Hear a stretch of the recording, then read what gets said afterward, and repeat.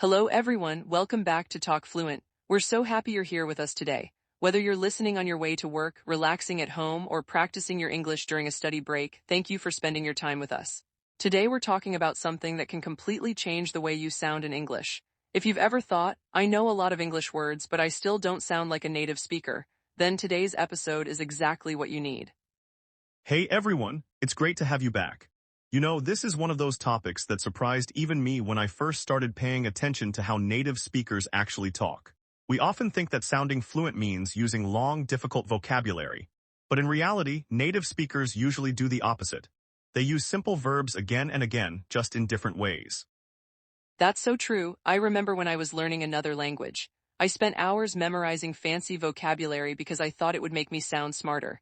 Then I listened to real conversations, and people were using the same simple words over and over. That's when everything clicked. Fluency isn't about knowing the hardest words, it's about using common words naturally. Exactly, and today's lesson is built around that idea. We're going to explore 7 incredibly common English verbs that native speakers use every single day. These verbs are everywhere in conversations with friends at work, while shopping, watching TV, sending text messages, and even during business meetings. The best part is that by the end of this episode, you'll understand that these verbs aren't limited to just one meaning. Each one has several different uses. You'll also learn useful collocations, everyday expressions, common phrasal verbs, and little tricks that make your English sound much more natural. Here's our list for today: get, take, make, keep, give, turn, and hold. They look simple, don't they? But don't underestimate them. These 7 verbs can help you express hundreds of different ideas. Instead of memorizing dozens of difficult words, you'll learn how native speakers stretch these simple verbs into many different situations. That's one of the biggest secrets to sounding fluent. Before we jump in, we have a question for you. Which English verb confuses you the most? Is it get, maybe take, or perhaps another one? Tell us in the comments because we'd love to know, and your answer might inspire one of our future episodes. And if you're enjoying Talk Fluent, don't forget to like this episode, subscribe to the channel, and share it with another English learner. Every like and every comment helps us create more lessons just like this one. All right, grab a notebook if you'd like, get comfortable, and let's discover why these 7 little verbs are the real superheroes of everyday English. Let's begin with our first verb, get. Honestly, if there's one verb that learners should master, it's this one. Native speakers use get constantly. Sometimes it means receive, sometimes it means become. Other times it means arrive, understand, buy, catch, or even persuade someone. That's why learners often feel confused. They learn one meaning in school, then hear 5 completely different meanings in real conversations. Let's start with the basic structure. Subject plus get plus object, for example. I get emails every morning. She gets a lot of homework. They got a new car. Here, get simply means receive or obtain something. Here are a few more examples. I got a birthday gift from my sister. Did you get my text? We finally got the tickets. He got a promotion last month. See how natural those sound? Native speakers say these every day. Now here's where things become interesting. Get also means become. Subject plus get plus adjective. I get tired after work. She's getting hungry. It's getting cold outside. We're getting busy this week. Instead of saying become tired, native speakers almost always say get tired. Exactly, you rarely hear someone casually say, I became angry. Most people simply say, I got angry, she got nervous. He got excited. It's much more natural in everyday conversation. Here's a quick question for everyone listening. Can you think of 3 adjectives that work with get? Maybe get ready, get sleepy, or get nervous. Pause for just a second in your own mind and think of 3. Then write them in the comments. We'd love to read your examples. Here's another everyday use. Get can mean arrive. What time did you get home? We got to the airport early. I got here 5 minutes ago. You'll hear this constantly in American English. And don't forget this meaning. Get can also mean understand. I don't get it. Do you get what I mean? Now I get the joke. This is one of the most common expressions in spoken English. Imagine your friend explains a game. At first you're confused. Then suddenly everything makes sense. You smile and say, oh, I get it now. That's much more natural than saying, I understand it now. Let's make this personal. When I first watched American TV shows, I didn't get many jokes. After practicing English every day, I started getting them. See, I used get twice with different meanings in just one story. Same here. Sometimes I don't get movie endings until someone explains them. Then I finally get the whole story. Native speakers also love phrasal verbs with get. Let's learn a few you'll hear every day. Get up, get in, get out, get back, get along, get over. Listen to these naturally.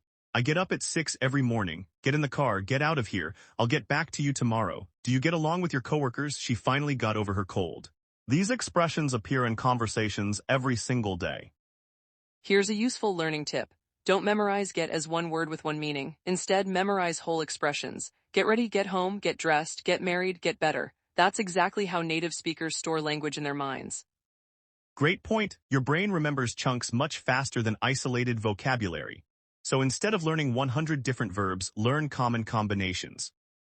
Let's also look at negative forms. I didn't get your email, she doesn't get the joke. We haven't gotten our order yet, he's not getting any better. Notice how smooth these sound in conversation. Can you answer these questions out loud? What time do you usually get up? When did you get home yesterday? Do you get nervous before speaking English? Did you get any good news this week? Don't just think about the answers. Actually say them aloud. That's how fluency grows. Here's another challenge. Create one sentence where get means receive, one where it means become, and one where it means understand. That's excellent speaking practice. Share one of your sentences in the comments because we'd love to see your progress. Before we move on, here's the big takeaway. Get isn't just one verb, it's one of the most flexible words in English. The more naturally you use it, the more natural your English will sound.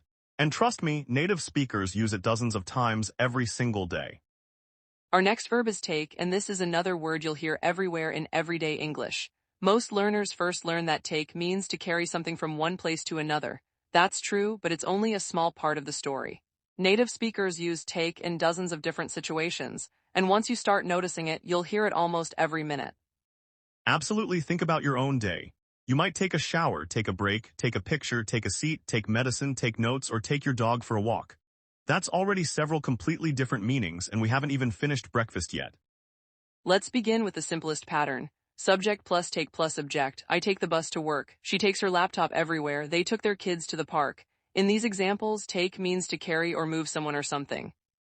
Now let's look at another common meaning doing an activity. I take a shower every morning. He takes a nap after lunch. We took a short break. She takes piano lessons every Saturday. Notice something interesting. Native speakers don't usually say, I shower every morning in every situation. They often say, I take a shower. Both are correct, but take a shower is extremely common.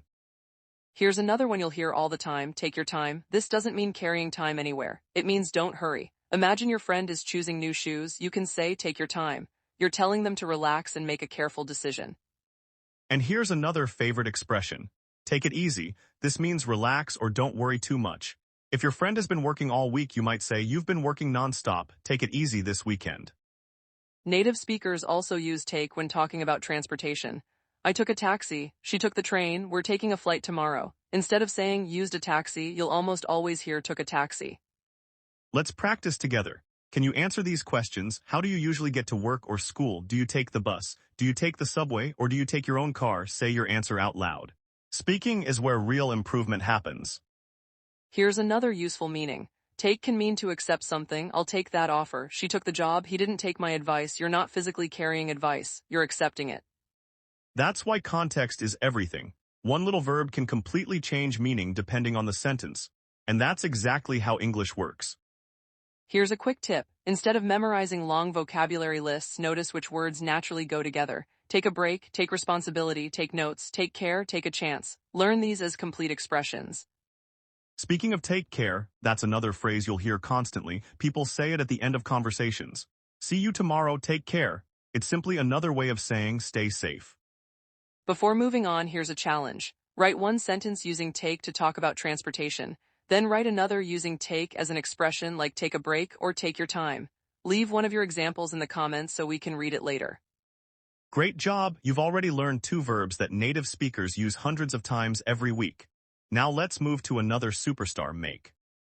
At first, make seems simple. We learn sentences like I make dinner, she makes coffee, they made a cake. That's the basic meaning, creating or producing something. Subject plus make plus object. But just like get and take, make has many other uses. Native speakers say things like make a decision, make friends, make money, make progress, make mistakes. None of these involve building something with your hands. Exactly, let's start with one expression learners hear every day. Make sure, for example, make sure you lock the door, make sure you're ready, make sure you bring your passport. Native speakers use this constantly because it's short and natural. Here's another common one, make sense. Your explanation makes sense. That doesn't make sense. Everything finally makes sense. If something is logical or understandable, it makes sense. One mistake many learners make is confusing make and do. Let's compare: you make a cake, you do your homework, you make a mistake, you do the dishes. Unfortunately, there's no perfect rule. The best way is to learn these as fixed expressions. Here's a funny example. Imagine someone says, I did a mistake. A native speaker will understand you, but it sounds unusual. The natural sentence is, I made a mistake. Small changes like this make a huge difference. Let's look at emotions. You make someone happy. You make me laugh. That movie made me cry. The joke made everyone smile. Notice the structure. Subject plus make plus person plus feeling or action. Here's one from my own life. Coffee makes me feel awake. Exercise makes me feel energetic. Rainy weather makes me sleepy. Can you think of something that makes you happy? Say it out loud. Here's another challenge. Complete these sentences. Learning English makes me, my family makes me, music makes me. There isn't one correct answer. The important thing is to speak naturally. Native speakers also use make in business conversations. Make a deal, make a payment, make an appointment, make a phone call. These expressions appear everywhere from offices to hospitals.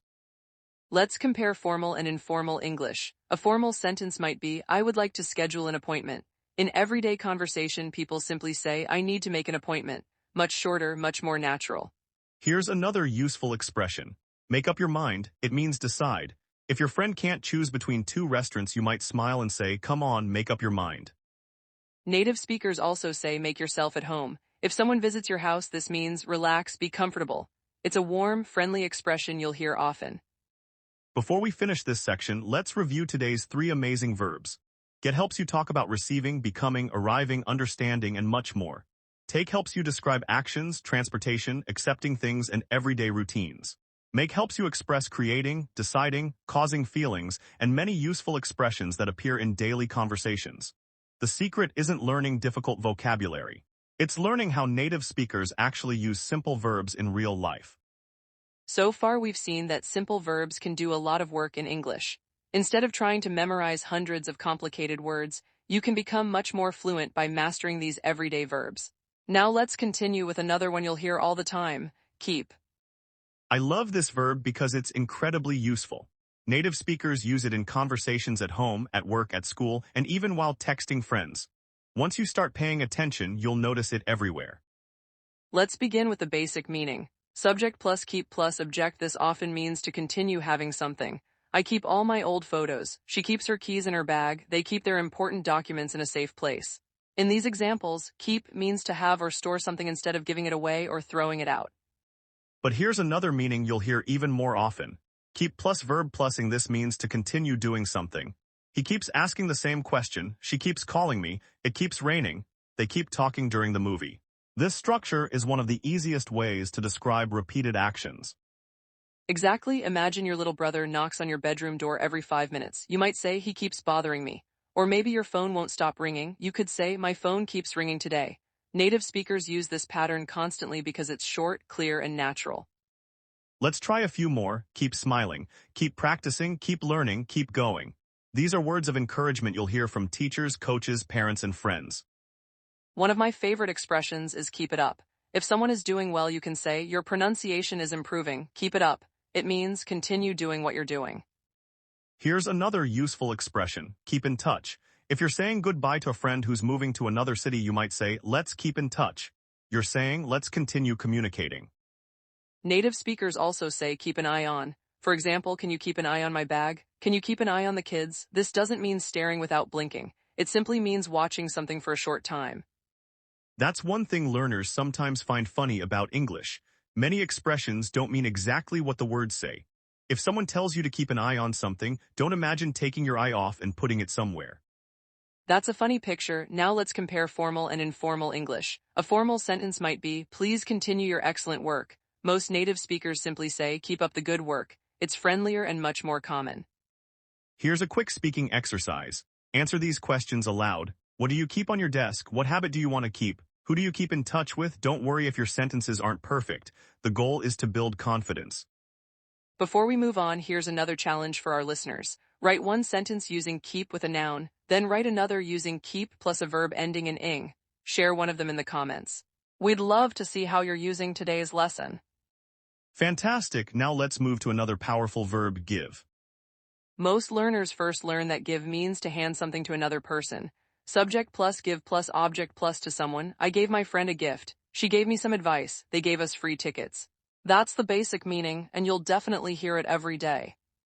But native speakers also use give in many expressions that have nothing to do with presence. For example, give someone a call. Give me a minute, give it a try, give me a hand. These are all extremely common. Let's start with give someone a hand. This doesn't mean giving someone your actual hand, it means helping someone. Imagine your neighbor is carrying heavy boxes. You can ask, need a hand? That's a friendly way to offer help. Here's another one, give it a shot, give it a try. Both mean try doing it. If you're nervous about speaking English, your friend might say, just give it a try. It's encouraging and positive. Native speakers also say, give me a break. Depending on the situation, it can mean, stop bothering me, or you're kidding. Imagine someone tells you they finished a 1,000-page book in 1 hour. You might laugh and say, give me a break. Here's another useful expression, give someone advice. Notice we don't say give an advice. Advice is an uncountable noun, so the natural sentence is, she gave me good advice. Great point. That's one of those little grammar details that helps your English sound much smoother. Now let's look at another common pattern. Subject plus give plus person plus feeling. You give me hope. That movie gave me goosebumps. His words gave me confidence. The surprise gave everyone a shock. Think about your own life. Who gives you motivation? Who gives you good advice? What gives you energy in the morning? Coffee, exercise, a good breakfast. Try answering those questions aloud. Here's another expression you'll hear in offices and schools. Give a presentation, give a speech, give an answer, give permission. These combinations appear everywhere. Let's compare formal and informal English. A formal sentence might be, I would like to offer my assistance. A native speaker talking to a friend usually says, I'll give you a hand. Same idea, much more natural. Here's a quick practice activity. Complete these sentences. My parents gave me. My teacher gave me. Learning English gives me. There are countless possible answers, so don't overthink them, just speak naturally. And here's one more challenge. Can you create one sentence using give to mean helping someone, then create another where give means providing information or advice? Write one of them in the comments so everyone can learn together. We've now explored 5 incredibly useful verbs: get, take, make, keep, and give. If you start using these naturally every day, you'll notice a huge improvement in the way your English sounds. And we're not finished yet. 2 more amazing verbs are coming next, turn and hold. These 2 may look simple, but they appear in hundreds of everyday expressions that native speakers use without even thinking about them. We've covered 5 incredibly useful verbs so far, and hopefully you're already starting to notice a pattern. Native speakers don't rely on difficult vocabulary all the time. Instead, they use simple verbs in lots of different ways. So let's keep the momentum going with our 6th verb, turn. Turn is one of those verbs that's everywhere. You'll hear it while driving, watching TV, cooking dinner, giving directions, or even talking about life changes.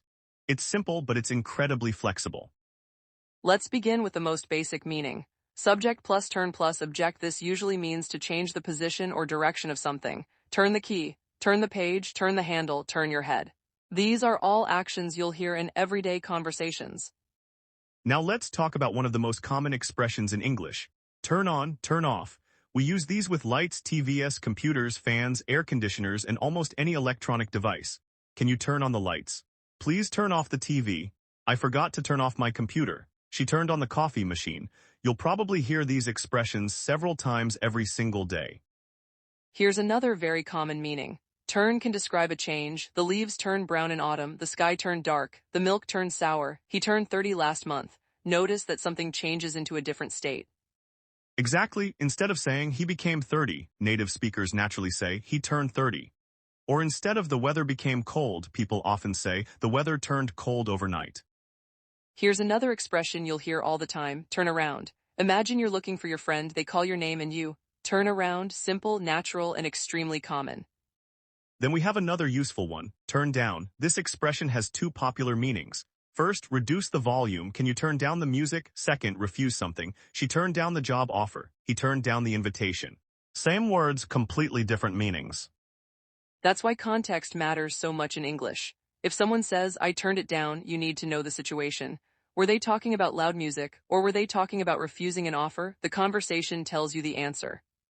Let's look at another expression, turn into. The small business turned into a huge company. The conversation turned into an argument. The caterpillar turned into a butterfly. This expression describes transformation. Here's a personal example. When I first started learning English, studying felt like hard work, but little by little it turned into one of my favorite hobbies. I can relate to that. My fear of speaking English eventually turned into confidence. That didn't happen overnight. It happened because I practiced consistently. Here's a quick speaking challenge. Finish these sentences aloud. When I got home, I turned. The weather turned. I always turn off. Try not to translate from your first language. Think directly in English. Here's another useful expression, turn out. For example, the food turned out great. The movie turned out to be amazing. Everything turned out fine. This means the final result was a certain way. Native speakers absolutely love this expression. Before we continue, here's a learning tip. Whenever you learn a verb like turn, don't stop after the first definition. Collect common phrases, turn on, turn off, turn around, turn into, turn out, turn down. That's how native speakers naturally organize vocabulary in their minds. Great advice. Learning complete expressions is much more powerful than memorizing isolated words. Now let's move to our final verb of today's lesson, hold. At first glance, hold seems very simple. Most learners know it means to carry something in your hands. I'm holding my phone, she's holding a cup of coffee, he held the baby's hand, that's the basic meaning. But just like our other verbs, hold has several everyday meanings. Let's start with one you'll hear very often, hold on. This can mean wait. Imagine you're talking on the phone. Someone asks, can I speak to Sarah? You answer, hold on a second. You're asking them to wait briefly. Native speakers also use hold on when someone is talking too fast. You might say, hold on. Can you explain that again? It's polite, friendly, and very common. Here's another expression. Hold onto your wallet, hold onto the railing, hold onto your dreams. Sometimes it means physically keeping something. Other times it means not giving up on an idea or hope. That's what makes English so interesting. The same words can be both literal and figurative. If I say, hold on to your dreams, I don't mean grabbing your dreams with your hands. I mean don't let them go, don't give up. Here's another useful meaning. Hold a meeting, hold a conference, hold an event. Our company is holding a meeting tomorrow morning. The school held a science fair. The city will hold a music festival next month. Here, hold means organize or host. Native speakers also say, hold someone's attention. That movie really held my attention. The speaker couldn't hold the audience's attention. This means something stayed interesting. Here's another expression I use all the time. Hold your breath. Sometimes it's literal. Before diving into a swimming pool, you hold your breath. But people also say, I wouldn't hold my breath. That means don't expect it to happen soon. Imagine your friend says, my brother promised to clean his room today. You smile and reply, I wouldn't hold my breath. You're joking that it probably won't happen. Exactly. Expressions like these make conversations sound much more natural. Here's another one, hold still. Doctors, photographers, and parents say this all the time. Hold still, don't move, stay exactly where you are. Let's practice together. Answer these questions aloud. What are you holding right now? Have you ever held a pet? What events does your school or workplace hold every year? Can you think of someone who always holds your attention when they speak? Wonderful, now let's compare formal and informal English. A formal sentence might be, the organization will conduct a meeting. In everyday English, most native speakers simply say, the organization will hold a meeting. Shorter. Cleaner, more natural. Here's one final challenge before we move to our next section. Create one sentence using hold to mean wait. Then create another using hold to mean organize. Finally, try using hold onto in a sentence about your goals or dreams. Share your favorite sentence in the comments because reading real examples from other learners is one of the best ways to improve. Congratulations! You've now learned 7 of the most powerful everyday verbs in English: get, take, make, keep, give, turn, and hold. More importantly, you've seen how native speakers use them naturally in dozens of real-life situations instead of sticking to just one dictionary definition. And here's the exciting part. Knowing these verbs is only half the battle. Next, we're going to look at some of the most common mistakes English learners make with these verbs, why those mistakes happen, and the simple changes that will instantly make your English sound much more natural. Trust us, you don't want to miss this part. Before we move into our practice activities, let's talk about something every English learner experiences, making mistakes. And honestly, that's completely normal. Smith and I have both made plenty of language mistakes while learning. Sometimes they were embarrassing, sometimes they were funny, and sometimes they actually helped us remember the correct English forever. That's so true. I think many learners believe native speakers never make mistakes, but that's simply not true. Everyone makes mistakes while learning a language. The important thing isn't avoiding every mistake. The important thing is noticing it, learning from it, and trying again. Exactly, so let's look at some of the most common mistakes learners make with today's 7 verbs. As you're listening, think about whether you've made any of these yourself. If you have, don't worry, you're definitely not alone. Let's start with our first mistake. Many learners say, I did a mistake. The natural English is white heavy check mark, I made a mistake. This is one of the most common verb combinations in English. We make mistakes. We don't do mistakes. Why is did a mistake incorrect? Because English has fixed word partnerships called collocations. Certain verbs naturally go with certain nouns. We say make a decision, make money, make progress, make friends, make a mistake. Trying to replace make with another verb usually sounds unnatural. Here's a quick practice. Which sentence sounds natural? A. I did 2 mistakes today. B. I made 2 mistakes today. The correct answer is B. Try saying it out loud. I made 2 mistakes today. Now let's look at mistake number 2. Many learners say cross mark I received home late. What native speakers actually say is white heavy check mark I got home late. Remember, get often means arrive. You'll hear this every single day. Here are more natural examples. We got home at midnight. She got to work early. They got here before us. Notice how simple and conversational these sound. Here's another mistake. Learners sometimes say cross mark continue practicing. Now that's not actually wrong, it's perfectly correct English. But in everyday conversation, native speakers often choose a shorter expression. White heavy check mark keep practicing. It's friendlier, quicker, and much more common. The same idea works with many expressions. Keep smiling, keep learning, keep going, keep trying. These sound encouraging and natural. Here's mistake number 4. Many learners confuse take and bring. Imagine you're visiting your friend's house. You might say, I'll bring an umbrella with me. If you're talking about carrying the umbrella from where you are now, native speakers usually say, white heavy check mark I'll take an umbrella. Here's an easy way to remember. Take means moving something away from your current location. Bring means moving something toward the place or person you're talking about. For example, please bring your homework tomorrow. I'm taking my laptop to work. Different directions, different verbs. Here's another very common mistake. Learners sometimes say, cross mark can you explain me? The natural sentence is white heavy check mark can you explain it to me? Or white heavy check mark can you explain this to me? Even advanced learners make this mistake because many languages use a different sentence structure. That's why listening to native conversations is so valuable. You'll naturally hear these patterns again and again until they become automatic. Let's look at another one involving give. Some learners say, she gave me an advice. The natural version is white heavy check mark she gave me some advice, or white heavy check mark she gave me good advice. Remember, advice is usually uncountable. Here's another pair, cross mark she gave me many advices, white heavy check mark she gave me lots of advice. Tiny change, big improvement. Now let's talk about turn. Some learners say cross mark open the light. Native speakers almost always say white heavy check mark turn on the light, or white heavy check mark turn the light on. When talking about electricity, turn on is the natural choice. The opposite is also important. Instead of cross mark close the TV, native speakers usually say white heavy check mark turn off the TV, or white heavy check mark turn the TV off. These expressions become automatic once you hear them often. Here's one more mistake involving hold. Sometimes learners confuse hold and wait. Imagine you're answering the phone. Instead of saying cross mark wait a second.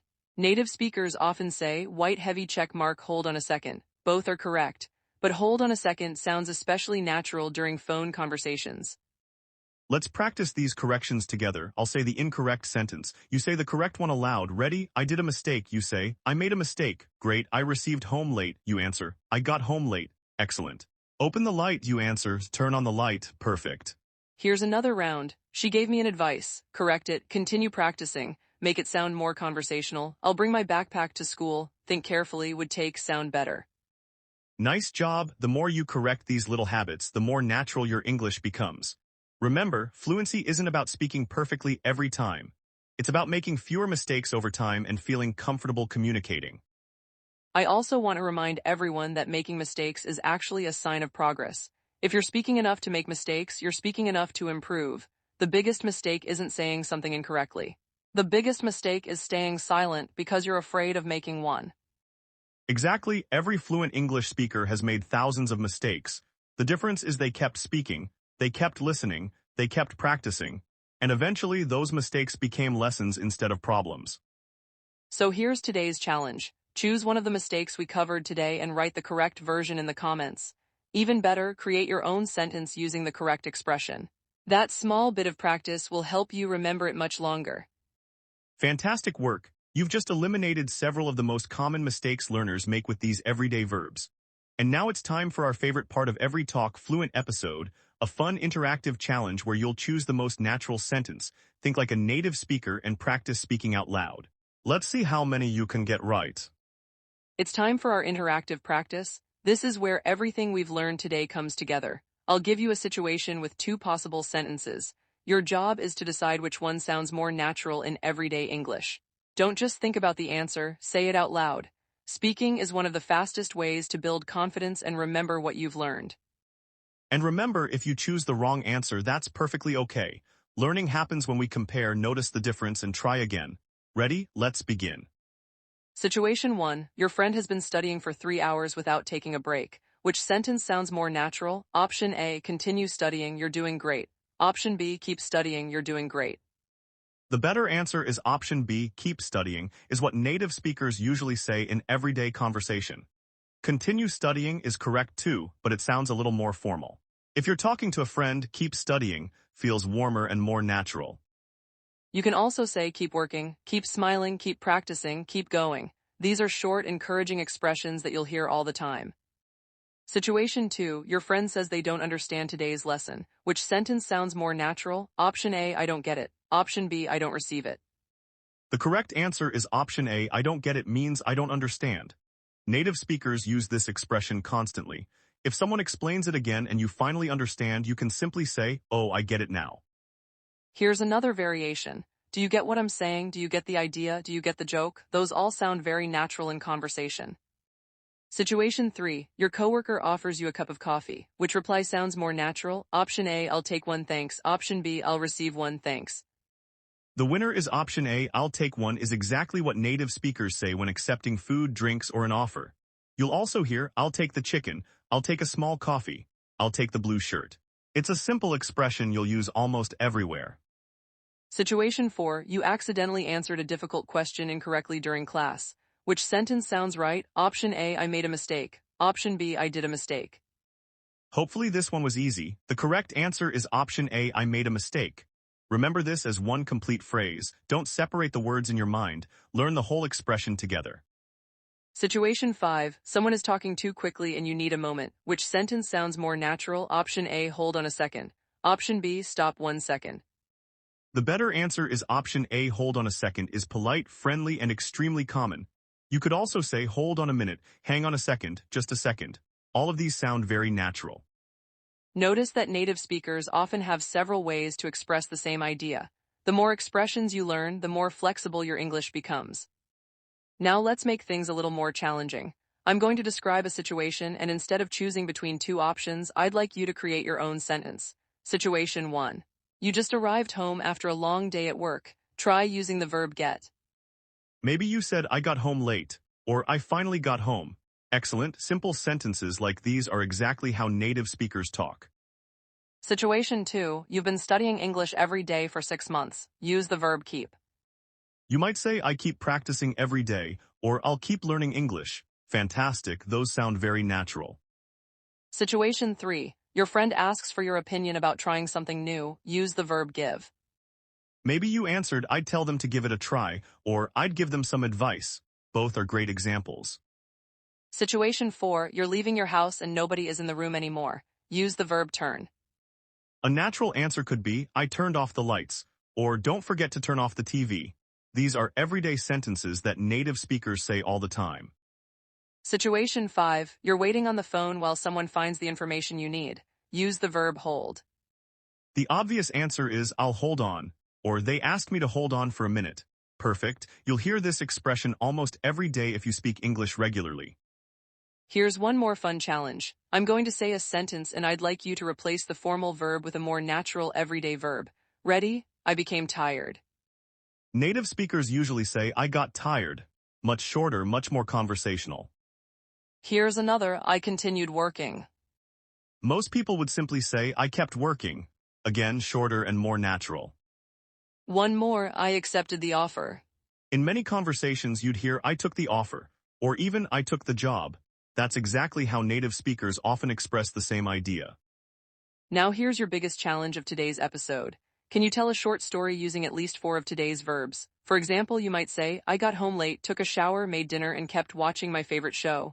That's a simple story, but it sounds completely natural.